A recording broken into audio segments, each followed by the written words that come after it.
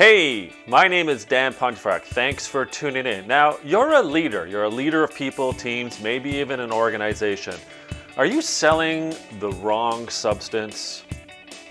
Is work-life balance actually achievable? Or is it a myth? And if it's a myth, perhaps a lie, is there something better?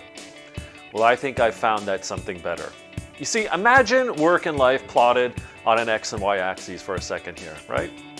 And imagine on the work axis, the Y-axis, that sometimes your team members feel like work is amazing, and sometimes they feel as though that it's, well, awful.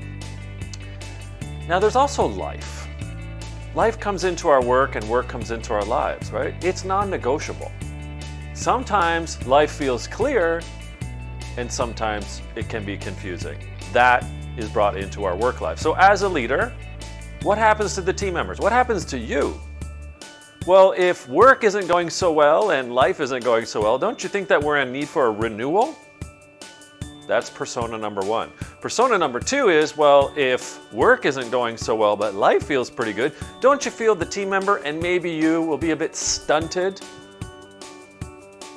Now, what if work is just going great? It's amazing. But there are some life factors that aren't going so well. I argue that people are budding. They're ready to bloom, but they're not quite there yet. And of course, the giveaway is when everything's working well between work and life, yeah, we're blooming. How does this happen though? If there's no such thing as work-life balance, because it's a zero-sum game, there are certain factors that you as a leader need to be thinking about for your team and maybe for the whole organization.